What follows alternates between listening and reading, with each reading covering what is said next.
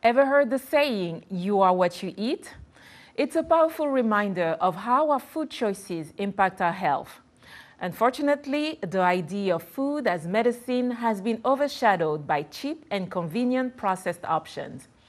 Hello everyone and welcome to Our Voices. I am Ginny Niwa, joined by my co-hosts Oriane Taginshaka and Siminishi Ekoye. In this episode, we're diving into the power of African heritage foods and how they can heal and boost our health. So get ready to fall in love again with whole and natural food. So ladies, do you eat healthy consciously? I don't think consciously, I wouldn't say it per se, but growing up in Ethiopia, or in Africa, right, we learn to make our food from the scratch, right? We boil the beans, we put them in the water overnight and we boil them. Like we make everything from the scratch. Mm-hmm. And here in the US, I still do the same. I like making my pasta sauce from the scratch, chopping onions and tomatoes and everything. Beans or even salad dressings, I don't buy the already made ones from the supermarket. I will show you later, maybe when we talk, like fresh squeezed lemons, black pepper, salt, and I tend to do those, and we try to eat as much fresh food as possible at home. And luckily, my husband doesn't like eating out, so we eat at home 90% of the time, so we can control what we eat. He's blessed with the good women who can cook good food. When I give that to my mom, but yes. That's perfect. Well, for your question, I think that just as she said, if you were born and raised eating the right food, you don't have to make a conscious decision to eat healthy or not healthy, because it's your lifestyle, it's what you know. And if you were born eating junk food, hot dogs, burgers, you are consciously going to go towards that because that's what you know. And so it's not really your fault, it's what you were fed when you were young. I consciously do pick right foods, and I think a little bit of both, because I grew up eating rice, beans, regular, healthy African meal.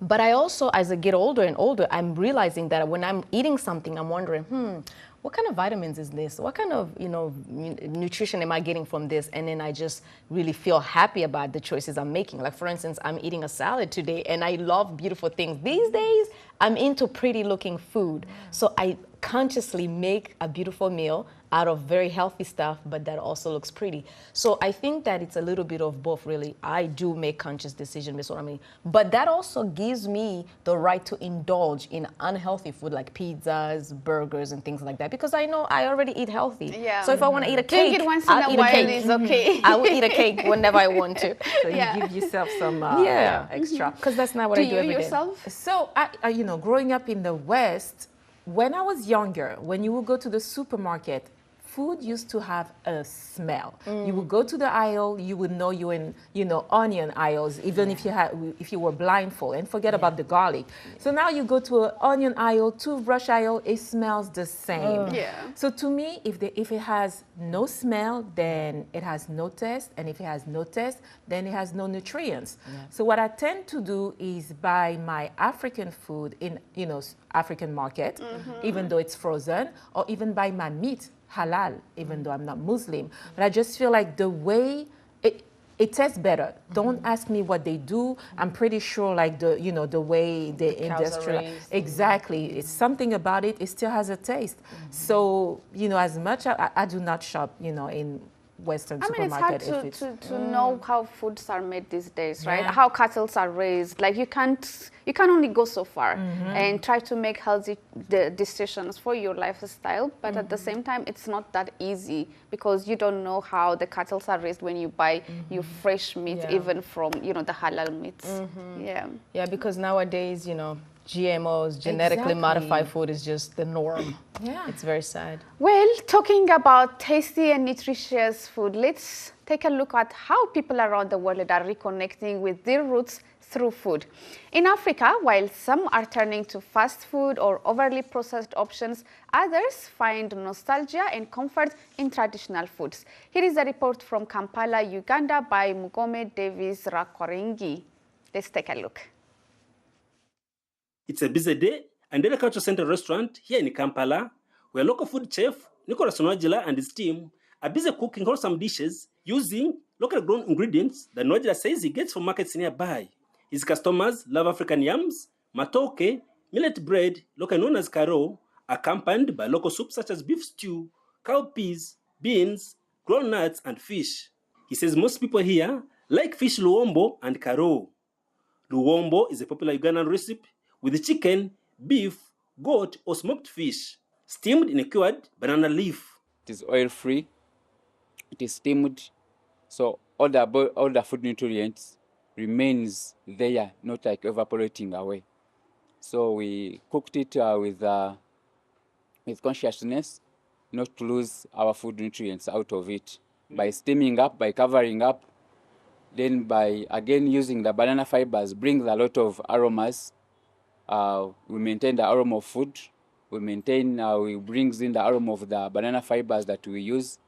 When you are eating it, you feel something. Nwajila says he knows why most of his customers love local foods, not a black karo. Most clients prefer karo because it is something get prepared very quickly.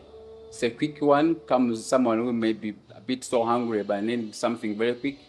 You can order us within like 5 or 10, within 5 minutes, 7, you are having your order.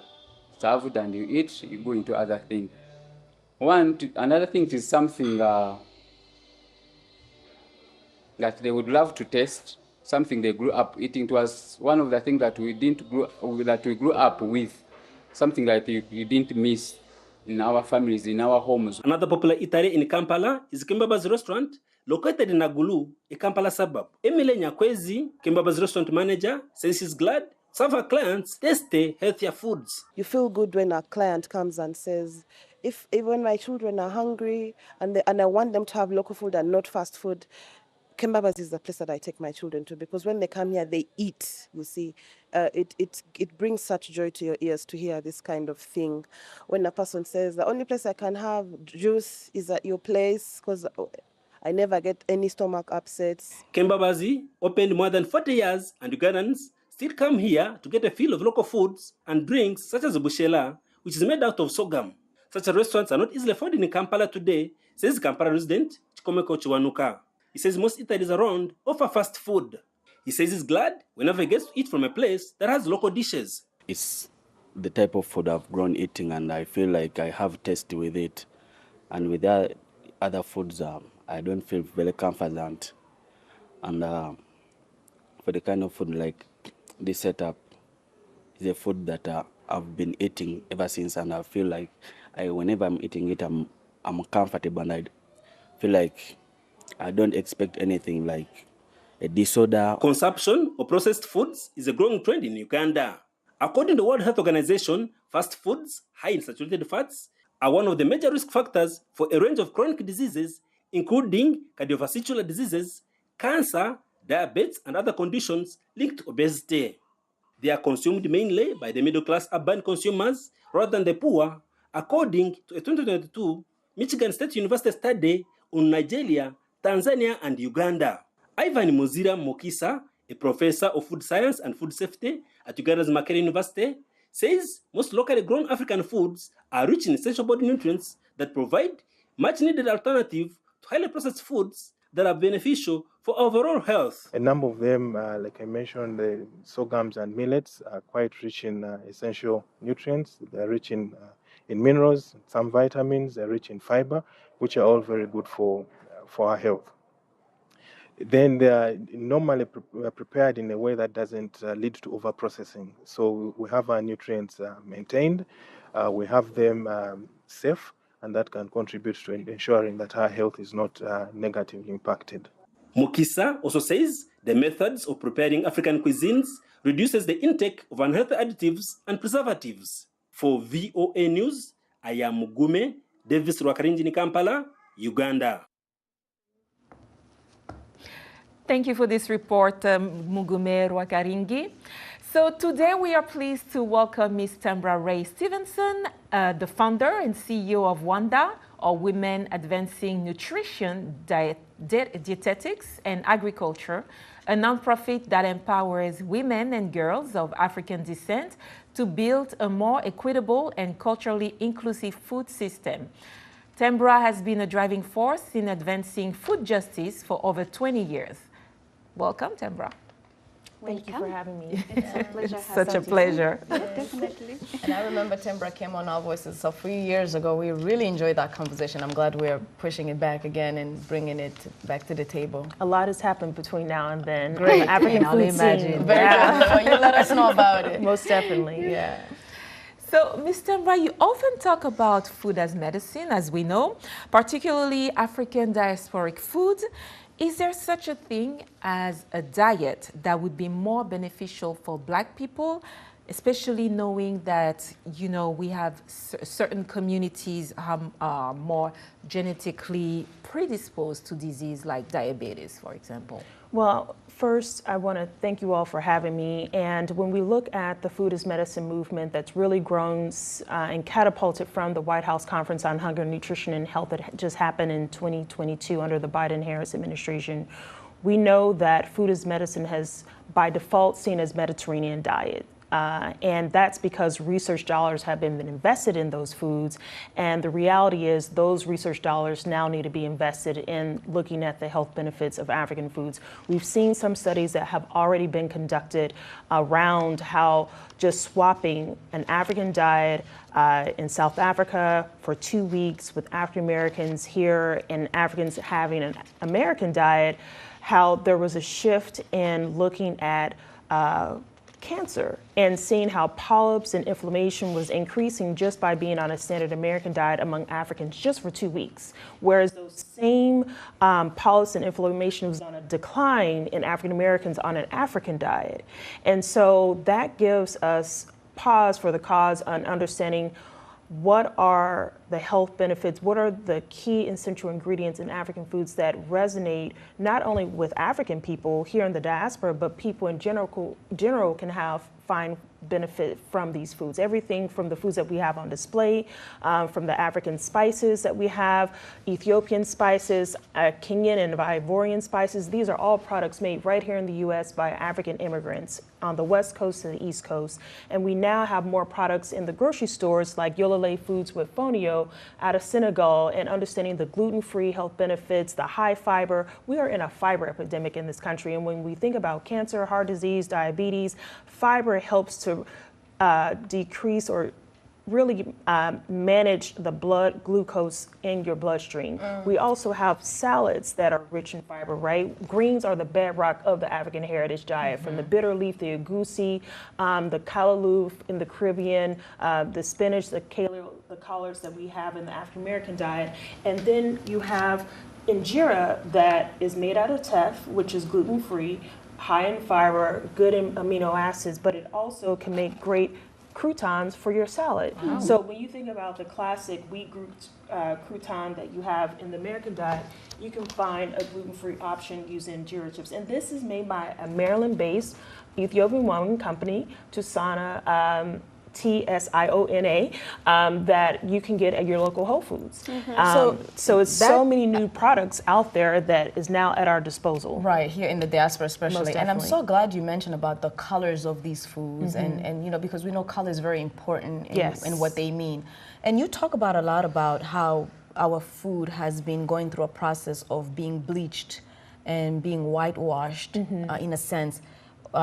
In the food system is going towards that direction. Can you expand on that and tell us how detrimental is that to our health in terms of what we eat and their colors? I mean, these are the effects of colonization, right? When we've had a long-standing history of saying that white is right, meaning white supremacy, that the white, which is really a creation, right? This concept of race. You know, it was created here in the States from the Bacon's Rebellion of using the color line to separate, but it's not biological, it's a social construct. And so when we understand how colonization has not only infiltrated and dividing people, it's also found ourselves on the plate, right, of understanding that colonization has said European foods is more superior than African foods. And so part of changing that dynamic and narrative is recognizing that actually strong food for strong people are, on the cellular level, our our DNA understands and has the memory to know these foods,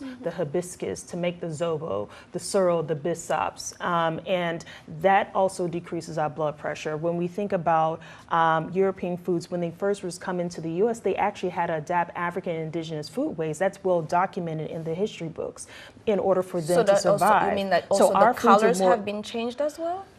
Meaning that not only the colors, when you think about the colors, and I'm glad you brought that up, in KKK, Ku Klux Klan, when they would make their newsletters, Martha White flour products would be used as a way to demonstrate whiteness was more superior. So when we think about whiteness in our food system, you do see a lot of that, from the milk, the sugar, the wheat flour products being bleached. But the reality is the more colorful foods means it has more flavonoids, antioxidants. I say, the darker the berry, the sweeter the juice, but the more nutritious too. Wow. That is amazing. That's a lot to chew on. So we're going to definitely dive into that. It's time for a quick break, but we'll continue with more insightful conversation and sample traditional African foods that can heal our guts. Mrs. Tambra Ray Stevenson, we've also loved to hear from you on our social media platforms. We're on Facebook, Instagram, and X, formerly known as Twitter, at VOA Africa. Don't forget to use the hashtag VOA Our Voices. Stay with us. We'll be right back.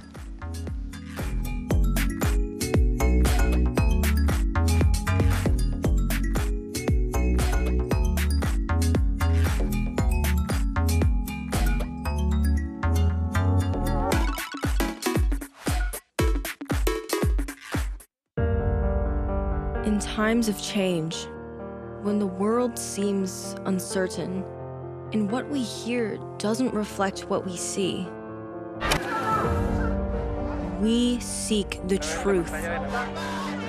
When we are told only part of the story, we lose trust. In moments of crisis, our dreams, hopes, and wishes for a better tomorrow depends on a free press. At Voice of America, we bring you the stories that people take risks to see. We connect the world and unite it with truth.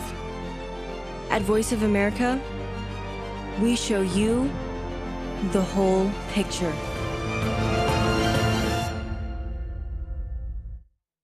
You're watching VOA's Red Carpet. My name is Jackson Vunganyi. Thank you so much for joining us each week right here on Red Carpet. We bring you the latest in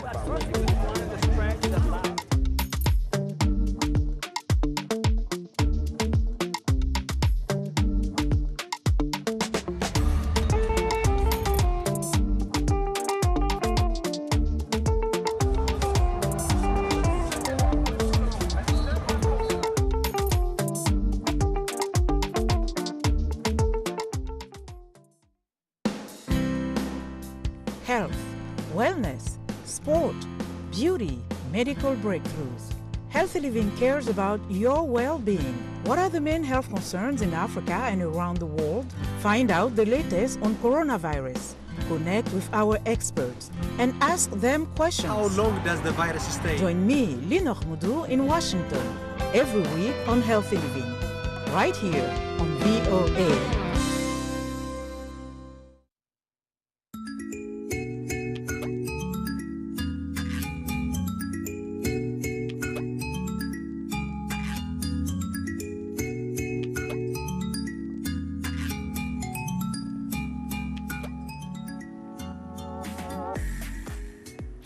Welcome back to Our Voices. Today we're discussing the nutritional value of traditional African foods with our guest, Ms. Tamra Stevenson, founder and CEO for Women Advancing Nutrition, Dietetics, and Agriculture, or WANDA.